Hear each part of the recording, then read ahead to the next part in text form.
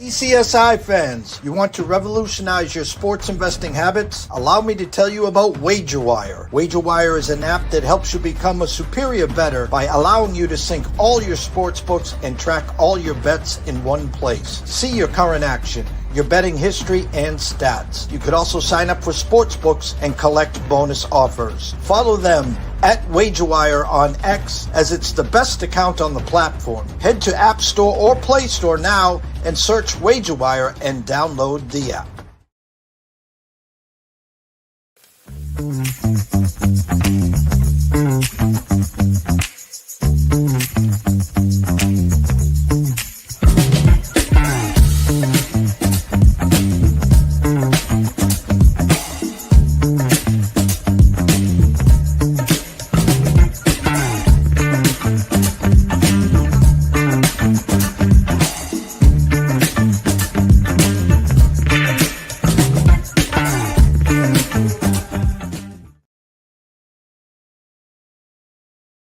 Excuse me, Mr. DJ. Hey, check this out. We got a great show coming your way.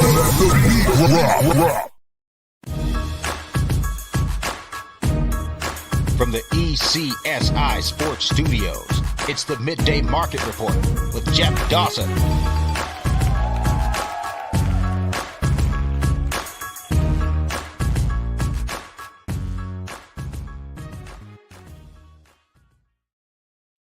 Good morning, sportsmen from all around the globe. I am the host, Jeff Dawson, East Coast Sports Investors, and it's that time of the week for the Midday Market Report with good friend and colleague, Mr. Nick Hathcoat. Go follow him at Hathcoat413.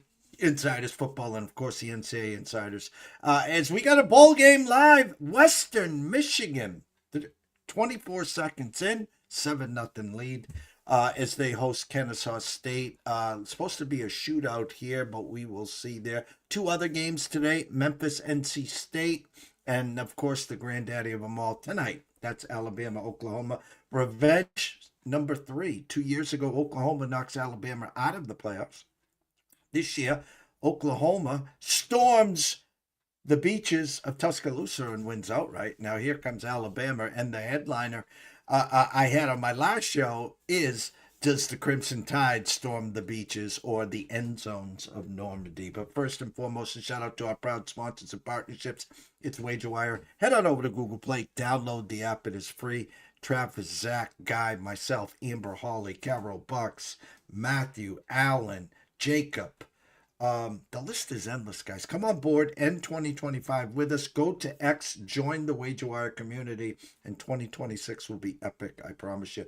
And last but never least, AtlantaSteaksAndSeafood.com. As you guys know, if you've been watching the shows, got an amazing box of protein sent to me yesterday from Terry, all the way from Atlanta, Georgia to Cape Cod. It's cold. The dry ice, I could still have the dry ice. That's how well that one worked.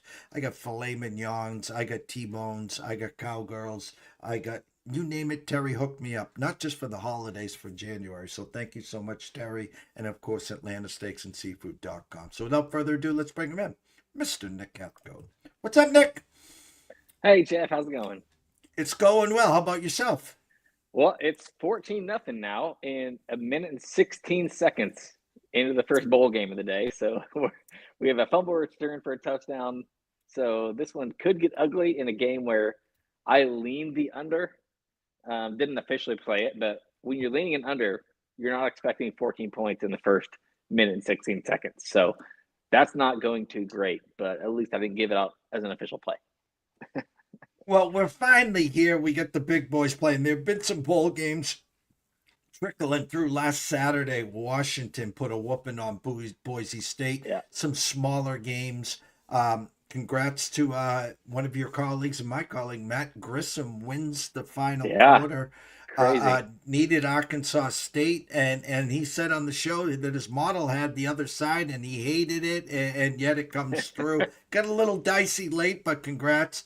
Can't wait till he's sitting across from Matt Yeomans and telling him, I'm not just a college baseball guy. That's we keep telling people that, like, and people, I would say, and it's deserved. Like we are the main, I guess, when it comes to like gambling wise, we're the main go-tos for college baseball. And like we can all admit that, like we follow it the closest. We're the biggest name in college baseball gambling, and we accept it. But it is very unfair to kind of limit us kind of from that standpoint. When you look at my success in college football, you look at Smitty's success in college basketball, you look at Matt Grissom's also success in college football was crazy this year when he almost didn't want to do any college football gambling this year. I don't know if you knew that, but like back in like July, August, he was like, I'm going to focus on college baseball only. I'm not going to touch college football this year. This is going to be just Nick, this is your thing. And then all of a sudden he's just gone crazy and had an extremely good year. So it's like, yeah, we kind of get pinpoint and like pushed back in the corner of, oh, you guys are like NCAA insiders. You guys are just a college baseball gambling show. Don't be so fast. I will admit, and this is a humble brag, that I think we are some of the best like handicappers on the planet when it comes to college sports. Just in not like college baseball is obviously our main thing, but yes, we have never had a negative year. And when it comes to college football, college basketball, anything else. Well, before we dig into the games, again, 14-0, 13:44 left, Western Michigan up. We got Memphis, NC State at 2:30, and of course Alabama, Oklahoma, and then we got the big three tomorrow. I want to touch on college baseball because if my memory serves me correctly, we're going to start our fourth year of shows with you guys, and ECSI is going to do a new look. I gave Andrew McGinnis a little taste earlier, and his crowd, and I'm not going to go full blown, but we're going to go 360 here on our look, our approach on shows next year. But we're still, of course, going to have you. We're going to have Matt talking college baseball. People don't want to talk about college baseball because it's December and it's winter and it's Christmas. But there's a lot of work that goes on. I already know you guys have been busting your ass. Give us a year for the Vols where you're losing coaches left and right, and you guys are still supposed to be a great team. Give us the temperature in the room for the Vols in baseball. Yeah, I guess let me skip the Vols and let's just go let's just go to the temperature of NCAA baseball in general. I think this is the highest. Like I'm trying to put it into words. This is the most watched college baseball has ever been, and the most followed college baseball has ever been. I think the College World Series did wonders last year, and especially 2 years ago, where it actually absolutely blew up. So college baseball has grown exponentially since we started doing it, and that's part of our success. Like we have to admit it, and like that's why we jumped in at the right time and started doing what we do at the right time. And now you look at coming into this year. Let's just give a quick kind of rundown on teams. UCLA is heads and tails above everybody else. That's the number one team in the country. They were in the College World Series last year. They bring back Brock Chalowski, their shortstop, who would have been the number one overall pick in the draft last year, but he was only a sophomore, so he's not eligible. And now he's coming back as their shortstop this year. They bring back 8 of 9 starters. They bring back almost their entire pitching staff and bullpen. So I would say UCLA is the number one team. We can't look past LSU, obviously, who've won national championship 2 of the last 3 years. And then they bring in the number one recruiting class in the country, with Tennessee being number 2. And that doesn't even account for what they did in the portal, which is kind of scary. So they brought in the best player from Grand Canyon. They brought in the best player from Northwestern. They've gone kind of crazy. So we'll see what that looks like, because they're a very young team compared to like when you talk about UCLA. Vandy brings back a lot, but do they have the offensive firepower? Tennessee is a top 10 team in the country. Their offense is going to be insane. Like let's get no part of that wrong. Tennessee's offense is going to be crazy, but can their pitching staff match up? Texas A&M, where do they bounce back? Second year of Michael Early. He had a ton of hiccups in year 1, but they bring back a lot of guys. Probably in like just getting Gavin Grahovic being healthy again. Who's their star third baseman, who's probably one of the best top 3-4 position players in the country. He's back. So yeah, I would say if you wanted to give me a top 5 in the country, I will say UCLA number 1, big gap between number 1 and number 2, and then I'll say like LSU, Tennessee, Florida State will be there again. They're going to be extremely good, and then Texas A&M. Well, I have to ask you this question, and I'm going to say it tongue in cheek, because the run that Coastal Carolina put on last year, Yeah, and the fall short, and nothing less than a David versus Goliath here. Once LSU gets into the final series, it's a wrap. I think they've won 8 or 9 of those when they're in the final series. So I'm going to say this tongue in cheek on December 19th. Who's this year's Coastal Carolina? ooh, that's actually a tough question. You know what? I think this is finally the year. Yeah, I think this is finally the year for Dallas Baptist. So Dallas Baptist, so people who don't follow college baseball, Dallas Baptist has been, if I compare with it being a college football show, I'd compare them almost to Boise State of the college baseball world, where it's like ever since the mid 2000s, 2009, 2010, they have been so freaking dominant when it comes to their league and the leagues they're in. So like when I played college baseball at Evansville, like they were in the Missouri Valley Conference, they were in our conference, and they won that every year except for like my senior year. Humble brag, we beat them 2 out of 3, and we won the Missouri Valley, which back in the day was Dallas Baptist, Wichita State, Southern Illinois. It was a crazy baseball conference. Now they've switched leagues 3 different times since then, and they've won them all every time. They went to the American, won it. They went to they won the Missouri Valley and all that stuff. They've had 40 plus wins in 9 of the last 10 seasons, which when you play 56 games a year, you're averaging 40 and 16 is nuts. Like when you think about that, when you think about that schedule and everything. So what they're doing this year though is if you follow along, they're joining that new, I guess it's called the Pac-12, but it's the older, newer version of the Pac-12, where there's like UNLV, and all these teams are kind of joining it. They haven't missed the NCAA tournament since 2013, and they have a gigantic list of their position players. They're bringing back 8 of 9 position players. Their starting staff is going to be awesome, even though Luke Pettit, here you go, New Yorker guy for you, Andy Pettit's son. Luke Pettit is a pitcher for them. He had Tommy John surgery in the spring, so we'll see when he's back. But yeah, they should absolutely rake. They're going to steal a lot of bases this year. They should probably be over 100 plus stolen bases, which should be in the top 5, top 10 in the country. They got upset last year by Little Rock in that Baton Rouge regional, which everybody remembers was insane, where it was that Dallas Baptist, Little Rock, LSU. Because remember, Little Rock beat LSU in that game 1 and scored like 17 runs, I think, and it was just absurd.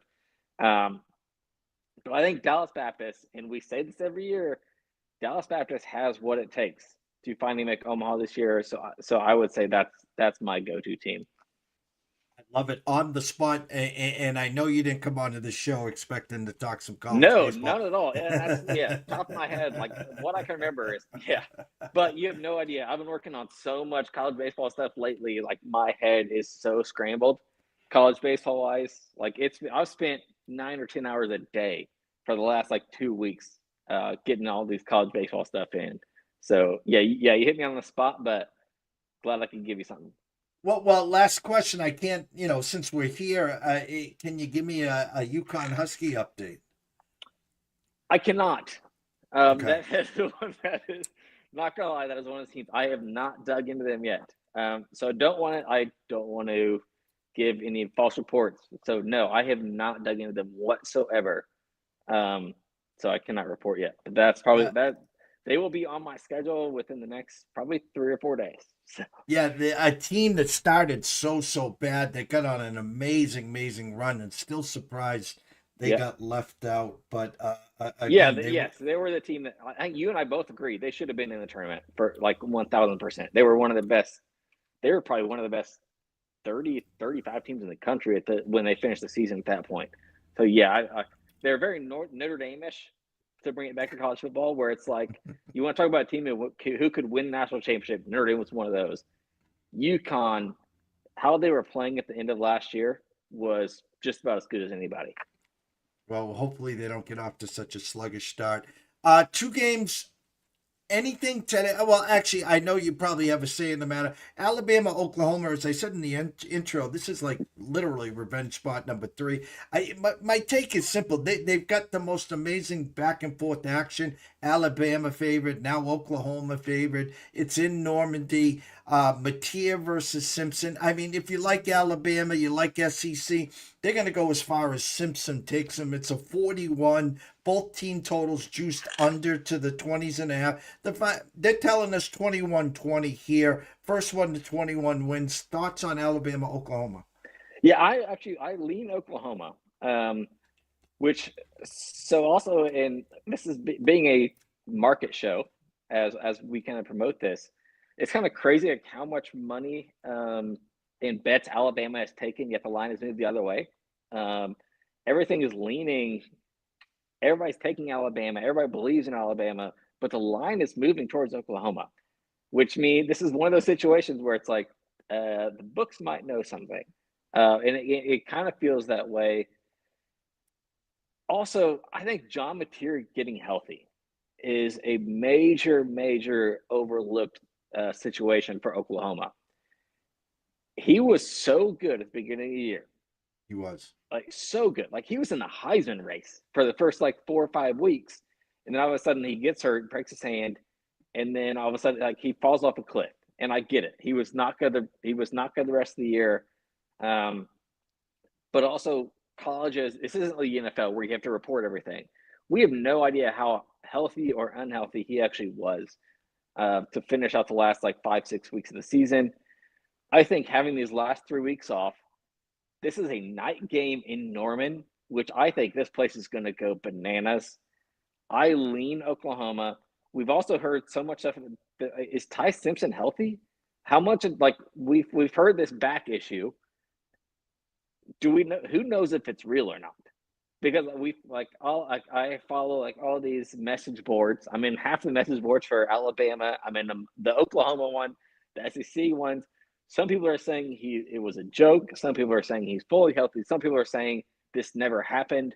We also have Kalen DeBoer, who was he fishing around about that Michigan job?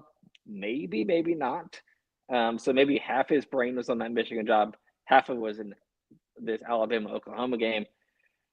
Alabama, no joke, dominated Oklahoma the first game. They out scrimmaged them by 240 yards, but still lost. They do get Jan Miller back, who's being fully healthy. I think Oklahoma winning this game kind of puts a stamp on Alabama should not be in this playoff. We've said this before, and I'm going to say it again. They've been so bad the last 5 or 6 weeks, and I don't know if 2 weeks off helps this Alabama team that much. I trust Oklahoma, even though their offense is – this is going to be ugly. This is going to be a very like 1940-ish type of football game. Even you mentioned 21-20 type of game. I don't know if anybody gets to 21. So let's be real. I would lean under. Haven't played anything in this one and will not. I'm not going to touch this game whatsoever.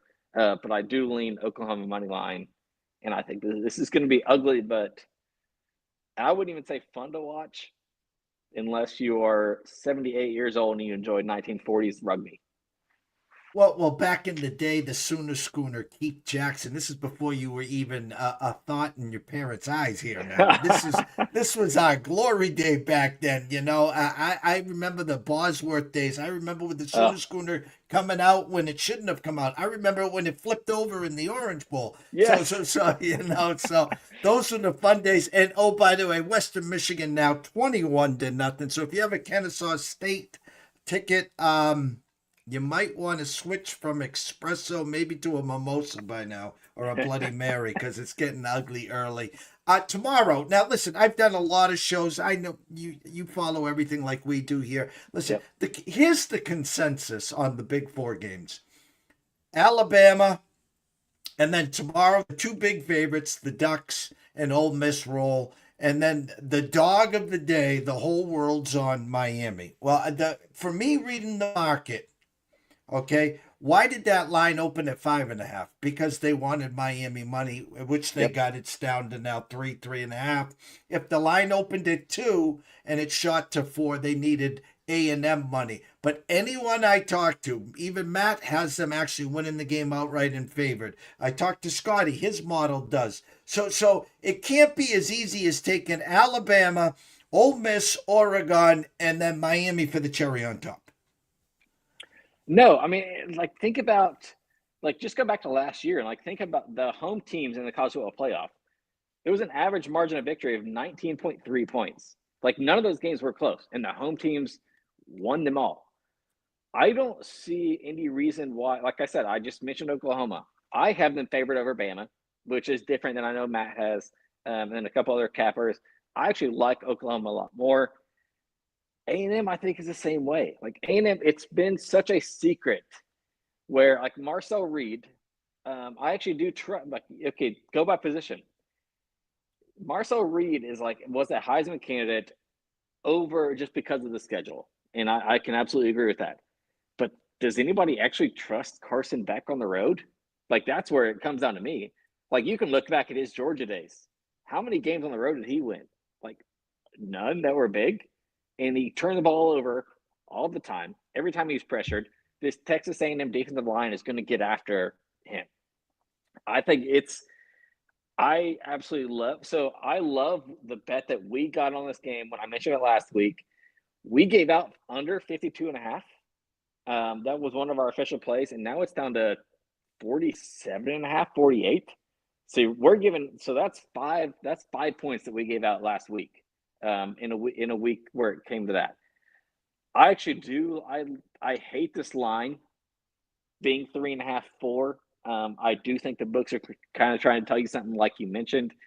I think A&M wins this. I just don't like with that number. I wouldn't hate parlaying this. So like you could do like an A&M parlay with whether you do it with Ole Miss or Oregon. It should get you around that probably minus 115, minus 120 number. So I wouldn't hate that because I really do think A&M wins this, even though my power numbers are the same as Matt's. And I know what he has. Miami power, like if you just go power ratings alone, I have Miami minus 2.3, favored by 2.3. So that's a 5-point difference where it is 3.5, which does sound crazy. But I actually really do like these home teams in this initial college football playoff matchup. I hate Carson Beck on the road. I don't think they are ready for it. I think A&M's going to be insane. So even though it's 11 in the morning when they're playing it, I think A&M wins that one. So yeah, I would take money line with a parlay of either Ole Miss or Oregon there, but I like our under is so perfect considering we gave it out a week ago at 52.5. We're going to be back on next Friday, which will be the 26th. We'll have the results of this weekend. We'll have some look ahead spots for December 31st and January 1st here. I'm going to ask you this. We're assuming Oregon wins. Then they're set up against Texas Tech. What is your look ahead in your mental thought process? I'm not saying I dislike the Ducks. I've been one of the naysayers all year. I keep saying it this way. I don't see the flash and flare of Bo Nix. I know they're solid on both sides of the ball. I did see that one marquee game when they were at home and Indiana came in and beat them. This Texas Tech team is a team that most people haven't seen. Now, who's BYU? They beat them once, they beat them twice. They got a defense, elite defense. Their offense, I know it's not Patrick Mahomes, but they can score with the best of them. You know, the fear is the same fear that you had Indiana or Ohio State. How was Indiana's front seven and defensive seven going to match up with one of the big boys? Well, we saw what happened there. And my point is, I think Oregon will be that team that everyone jumps on just because they haven't seen Texas Tech. And I know I probably see an Oregon minus 1.5 in that game. Am I crazy? No, you're actually spot on. So I have them 1.8. So Okay. so my power ratings I would have Oregon 1.8. I'm interested to see where the books do put this. I think a lot of it might have to do with how they treat James Madison. They're talking about teams who need to get healthy was Oregon. Like Oregon was played their second half of the season without their top two receivers, without their top corner, and without their best defensive lineman. And they were still able to win, still able to pretty much dominate everybody. USC was on the schedule. You mentioned the loss against Indiana. Well, it turns out, hey, maybe Indiana is the best team in the country, so that loss doesn't look as bad anymore. And then, and this being at a neutral site, I do think this is going to be somewhere where we mentioned it. I have Oregon big. I played Oregon minus 20.5 on this show. We mentioned it. I think they rest their starters in halfway through the third quarter or fourth quarter. So I'm not sure there's going to be any more too much wear and tear there when they face Texas Tech. And then to flip it to Texas Tech, we've seen their schedule, but it's hard to say. We see so in person, we talk about eye test all the time in this sport. Eye test, man, they absolutely fit the eye test. Where it's like every time they played a good team, which is BYU twice and Utah once, they passed with flying colors. Like the defensive line and offensive line for Texas Tech look amazing. Now, there are still so many flaws on their offense where it's even those BYU games, they had to settle for so many field goals. Can you do that against Oregon? Because Oregon's offense is going to get in the end zone and they're going to score touchdowns. You cannot settle for 4 to 5 field goals if you're Texas Tech. And we talk about the schedule. Is the schedule really that good? Because we don't know. BYU, do we know is great? No, because the two teams we saw them play, which was Texas Tech, they got blown out twice. So we don't know how good BYU actually was. We don't know how good Utah was either. So this is going to be a huge kind of period for Baron Morton. I think is awesome. This will be a close game though, because of even if Texas Tech offense is not as good as we claim it to be because of their schedule, those offense and defensive lines are real. Like those they've got, I don't know, 9 or 10 NFL guys on that offense and defensive line. That will be close. I would still lean Oregon in that game. I'm interested to see where this kind of line, as soon as it comes out Saturday, I will hit it one way or the other, and I can text it to you because it's going to move. I don't think I won't be shocked if this opens up at like a pick'em type thing, and Oregon gets like 3, and then it goes back to a pick'em, and then Texas Tech by like 2. It's going to be like all around. But I think all the SEC haters and everybody's going to hate to hear this or love to hear it, but I think 3 of the best 4 teams in the country are from the Big Ten, and I think Oregon's one of those. So I do think Oregon eventually beats Texas Tech, but I'm interested to see where that line opens up. Yeah, and again, I had in my head Oregon 1.5, and I still think it will get hit. So if you saw it, Yeah. Oregon 3.5, they are begging for Texas Tech money. 3, I will play at 3, and I do think so. What I think the books will do. This is just me, like this our midday market report. I think they open up at 2.5 Oregon, and I think they want a ton of money on that 2.5. And then I think it moves to 3.5, 4-ish, and probably sits there for a while. And they just take a bunch of that Texas Tech money at 3.5, 4. Is probably what I would guess. And I think it stays around that 3.5, 4 mark. But I would, I guess I would lean. Yes, I'll play Oregon 2.5 or 3. Once it crosses that number of 3 where the books want it to cross, then no, I'll stay away. Last question, so we can let you get some Christmas shopping done. Any thoughts on Michigan and the head coach search? You hear him Willingham, yada yada yada. Any thoughts? Yeah, it's a mess, isn't it? Like it feels like and it's crazy that it's always Michigan. We've had all these scandals for the last 7 or 8 years. Like you go back to Harbaugh, like you go back, like everybody. It's like, why does this keep happening? So obviously the AD had something to do with it. I think the bigger story is that people are kind of looking past is the fact that the Michigan AD and like the administration knew that this was happening a month and a half ago, and yet they waited for the Ohio State game. They waited for this national signing day, which is kind of the scarier part, where it's like, hey, we're going to have these 17, 18-year-old kids sign here, and then we're going to announce that we're firing our coach. That is so, like there's some shady stuff that goes on in college sports. That's about as bad as it gets, in my opinion, when you're trying to trick a 17 or 18-year-old kid and their family, where we just want you to sign here. Kenny Dillingham is probably the best they could do. I don't see him doing it though. I don't see why at this point. Like you talk to old heads and everybody where it's like, oh, Michigan is such a great job. This is a national brand.